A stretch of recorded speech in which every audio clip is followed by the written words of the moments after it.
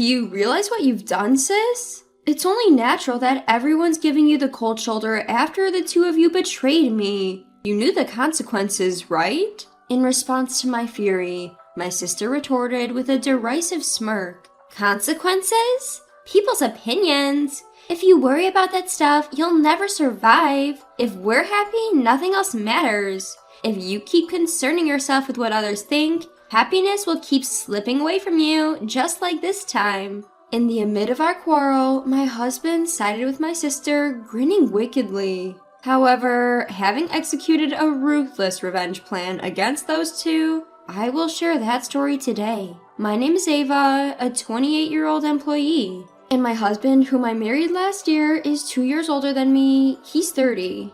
Let me share a bit about my background. My parents divorced when I was young. My sister and I were taken in by our mother, who raised us single-handedly. Despite the divorce, we still meet with our dad once a month. I'm not sure how my mother felt, but I loved my dad very much. My mother was tough and always assertive. Always positive, she was like a ray of sunshine for us. However, she passed away due to illness when I was a sophomore in high school. My sister is 3 years older. She was extremely cute from childhood with distinct facial features like a child actress. Even when we walked together as kids, my sister would often get comments from strangers like, "You look like a doll. Are you sisters? You don't look much alike."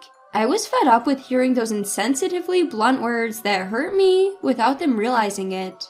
Even as a kid, it hurt. Compared to my sister, I had a typical face like everybody else. Unlike my doll-like sister, I've never been called cute by a stranger. In our student days, my sister was always popular. Compared to her, I was treated like a nerd, unpopular girl. Despite that, I was proud of and loved by my beautiful sister. I adored her, but there was one thing I didn't like. My sister always desired my belongings. She would casually take my clothes and things and take them to her room as if they were hers. But it didn't stop at material possessions. For some reason, she would exchange contact info with my friends, and if she just became friendly with them, it would have been fine. But she somehow managed to steal those friends away from me. In the end, she even took away all my old flames. I was slow to notice it, but once I did after the third boyfriend, I stopped introducing them to her. And I hid my relationship with my now husband until our marriage was decided. During our relationship, she would often say, "I know you have a boyfriend. You can't fool me. Introduce him to me. We're sisters after all." But I told her, "I've decided not to introduce my boyfriend to you anymore because you always take them from me. I'll introduce him to you when we've decided to get married." To this, she laughed off and said, "Oh, are you insecure? The one who gets their boyfriend stolen is at fault, you know. You get them taken away because you don't work on yourself. You reap what you sow. Don't blame everything on me." This attitude reaffirmed my decision never to introduce any boyfriend to her again. Happiness came out of the blue after dating him for a year and a half. He proposed in a chic restaurant, something straight out of my dreams. Of course, I was delighted and decided to get married. Once we've decided to get married, it's time for the families to meet. I also couldn't avoid introducing him to my sister anymore. The day I introduced him to my sister and my father, as expected, my sister showed up in a dress as if she were attending a wedding. My father also seemed a bit tense. "Dad, sis, I've decided to get married to him." As I introduced my fiancé, my sister's eyes sparkled, as expected. "Wow, he's so handsome! What does he do for a living?" Her usual flirty tone. His family runs a food-related business. Being an only child, he's the promised successor. Upon learning that, my sister got even more excited. "What do you like about my sister? I'm good at cooking, and ever since our mom passed away, I've been the one doing most of the household chores. Ava, she's not good at cleaning. I always have to clean up after her. Oops, did I say too much? Sorry." This was also within expectations. Every time I introduce my boyfriend, she can't stop making comments that lower my rating. I don't particularly hate cleaning, but due to my busy job, I made it a habit to do a thorough cleaning every weekend. As I wondered how he would respond, he said, "I'm surprised that Ava's sister is beautiful this much. I thought you were an actress. You're good at housework, right? It might be nice to live together, the three of us." he said, playfully with a gleam in his eyes. Perhaps it made her feel good, but my sister also said, "Since we're going to be family, it might be better to exchange contact information. Here's my ID, please get in touch." And she handed him a handmade business card, despite her being a part-timer who doesn't even work properly. Pathetic. I felt my mood drop a bit at this point. I wanted to argue back. About housework is entirely different. My sister is extremely OCD. Since she has a lot of free time, she cleans obsessively, several times a day. Even though she doesn't have money, she insists on cooking without additives because of her big ego. The food she makes is mostly steamed vegetables under the title of Taste of Ingredients. Well, it might be good for the health, but whether it can be called cooking when it's just microwaving is questionable.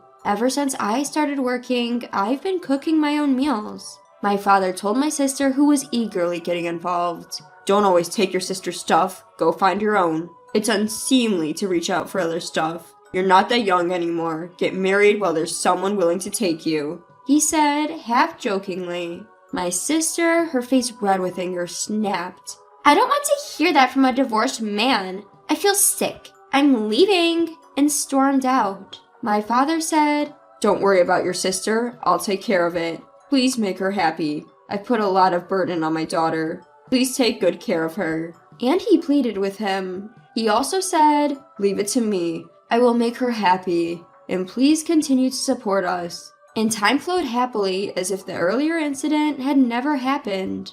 After that, I greeted his parents. "Nice to meet you. We've recently gotten engaged.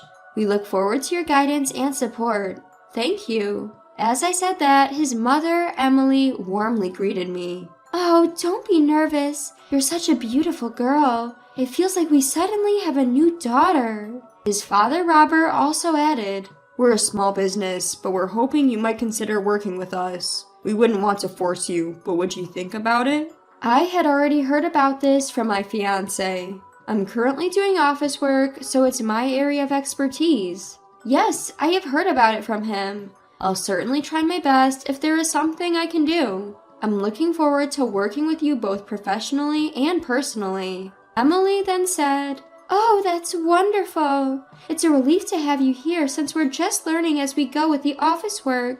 We're looking forward to working with you too." At that time, I was completely caught up in the dream of marriage. Considering that I didn't have a mother and was on bad terms with my sister, we decided not to have a wedding ceremony. Of course, we didn't have much money for the wedding. We registered our marriage at the government office, and we officially became husband and wife. I left my previous job to start working at my father-in-law's company. I thought I had a happy life ahead of me, but I began noticing something odd after I started living with my husband. He takes a day off from work very often. He's completely spoiled because his parents own the business. Even his parents, so used to this, don't say a word when he takes a day off. And then, one day when he slacked off from work, something happened. I had forgotten my phone at home and came back during lunch break to get it. But there were a pair of high heels at the entrance. More than a strange feeling, my heart was pounding so hard it hurt. Moreover, those high heels were the same ones my sister had taken from me before.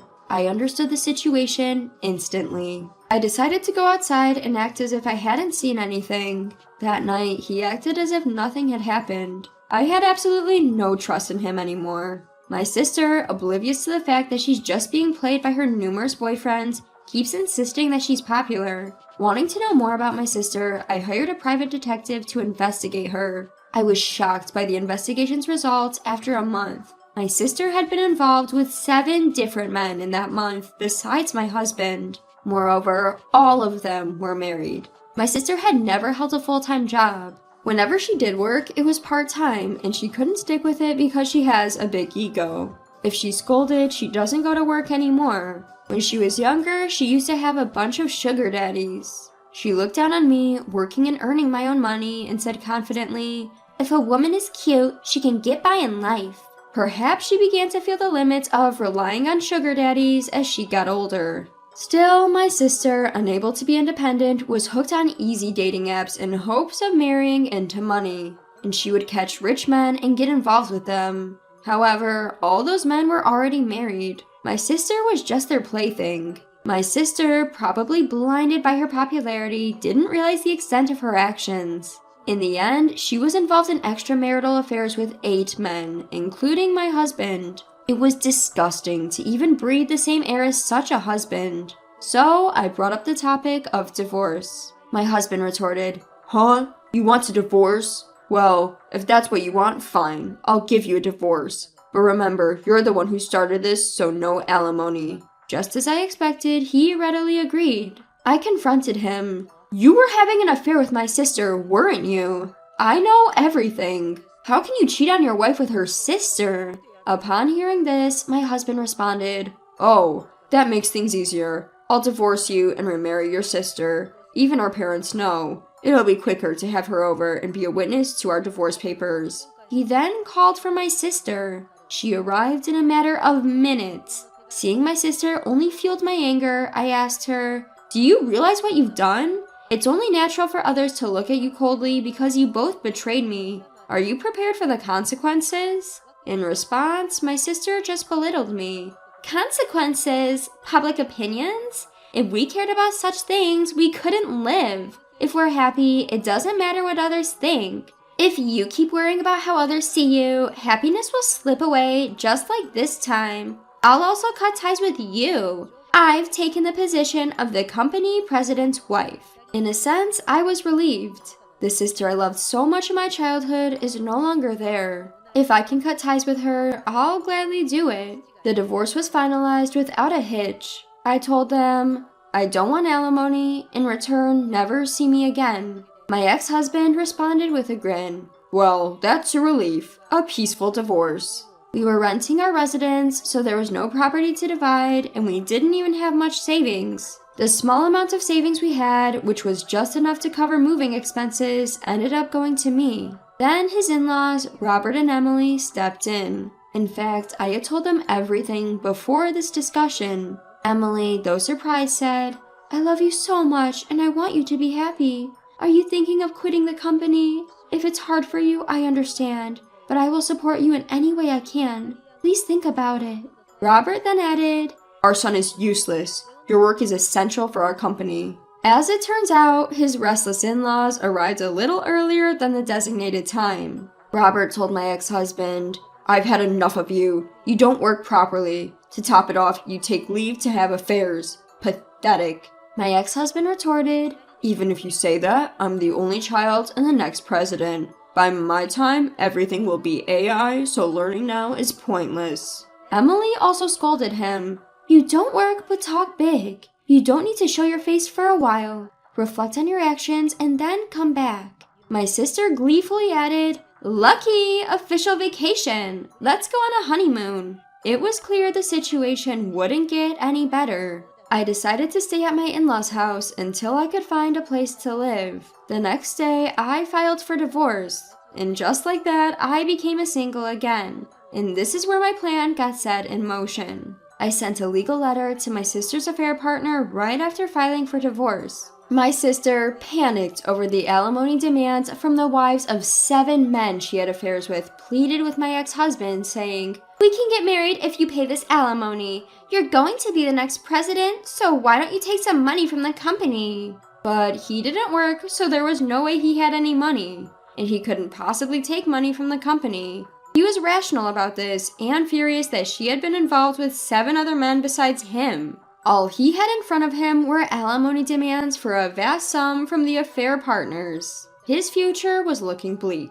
Apparently they had a fight, but that wasn't the end of his misfortunes. A few days after I reported the divorce and my sister's affair to my dad, I was dining with my dad, who was concerned about my health. When I casually mentioned my ex-husband's parents' company, my dad said, "The president of that client company is my old buddy. Small world. We still go out for drinks regularly. He was the first person I consulted when I got divorced. He even performed at my wedding as a friend when I married your mom." It turned out that he had a relationship with the president of the client company. My dad, who was furious about this whole situation, had talked to his old friend about the divorce. He was furious that my ex-husband was so irresponsible. Knowing this, my dad contacted his old friend. He was drinking nearby, so he arrived soon. He was the president, who I had met several times at work. Small world, isn't it? I can't forgive that guy who hurt your beloved daughter. I'm going to take action immediately. Don't worry, I won't let anyone but him be unhappy. He ended this topic quickly and began to tell stories about his childhood with my dad. The next day, when I went to work, Robert looked a bit panicked. The client company said that they cannot trade with a company where my son will be the next president. Following that, related companies have also proposed to stop trading. He said. Emily also said, well, it's natural to hear such a divorce story. Trust is the most important thing for a company like ours. When I tried to contact the client company, Emily said, it's okay, it's not your fault at all. It's karma. It's about time that lazy son got a reality check. It's natural for a company to want to get rid of him. We've spoiled him too much. He's always skipping work without permission, slacking off when he's there, and then he has the audacity to suggest that manual tasks could be done by AI. He's not welcome in our company anymore. If we left the company to him, it would go under. Hearing this, Robert also said, you're right. The company would just go under if he took over. I have a proposal. It's a bit sooner than planned. But Emily, can we tell her about that thing? When he asked Emily, she said, this is perfect timing. Go ahead, darling. Then Robert said, this is something we've discussed before the divorce, but my foolish son is good for nothing. He's a burden to the company. Therefore, I'd like you to learn various aspects of the job over the years as a potential future president. This is not about blood relations, but a proposal to protect your precious company. I hope you will accept it. I was taken aback. I didn't have confidence in myself, but I dearly loved them, Robert and Emily. I want to help them. Without hesitation, I answered, I will do everything I can. I want to be of help to you, Robert and Emily. Please allow me to continue working in this company. I wish to be able to protect this company over the years. I'm at your service. The two of them were overjoyed. Even though our form as a family has ended, I'm happy to have a deep relationship with them. Upon our decision, Robert called in my ex-husband. Feeling the unusual atmosphere, my ex-husband appeared promptly. I explained the circumstances. My ex-husband had been smugly assuming he'd be the next president. When he found out that I had inherited the position of the next president, he started yelling at me. Playing the victim, huh? A plain Jane like you needs to have a decent personality to survive. Trying to assert my company. I've got no intention of stepping down, he said. Before I could retort, his father Robert cut in. What kind of language is that for a future president? You're nothing more than a ghost employee who barely works. We no longer need such an employee in our company. You're fired. What's that all about? I pass on the sinking ship of a company that's on the verge of going under. I'm quitting. Give me a severance pay of $100,000. He was talking nonsense. It felt like talking to an out-of-touch child. His mother, Emily, was laughing. There's no way we have severance pay to give to you. If you say so, we'll have you compensate for all the losses the company has incurred due to your mistakes. You can't do that, can you? If so, you should quietly step back. He puffed up with an annoyed look on his face and blurted out, Geez, leave me alone. I ain't dealing with you folks no more. Don't come crying to me in your old age, 'cause I'll kick you to the curb. It was hard to believe that he would say something like that to his parents. Robert chuckled. Ha! No matter how hard times get, I ain't gonna come crying to you. Sorry, but this here company is doing way better than you think. Ain't never crossed my mind to rely on you for my retirement. And with that, my ex-husband said, We're done here, and stormed out. We all looked at each other and couldn't stop laughing. Emily chimed in, Good riddance. Knowing him, he'll be back crying in no time. But I ain't lifting a finger to help him, no sirree. It ain't doing him any good. Robert added, That's right. Well, gotta thank him for finding us a darn good successor to take over the business at least. My ex-husband said it's a peaceful divorce, and I reckon he's right. Later, I heard through the grapevine that he broke up with my sister. They must have come to their senses after seeing that big alimony. I once spotted him working as a cashier at the nearby gas station. I was relieved to see him working hard, but that was the only time I saw him there. He probably couldn't stick with it and quit. As for me, I'm working my tail off in sales alongside the president. I absolutely adore Robert and Emily, who treat me like their own daughter. The company is bustling, with more clients and new hires coming on board. I'm having a ball at work. Can't help it. My love life is in the pits, but my social life is through the roof. a fantastic family in Emily and Robert, and a job I love. Life's just peachy right now. No more ties with my good-for-nothing sister, so no troubles whatsoever. I'm grateful for the connection my ex-husband gave me.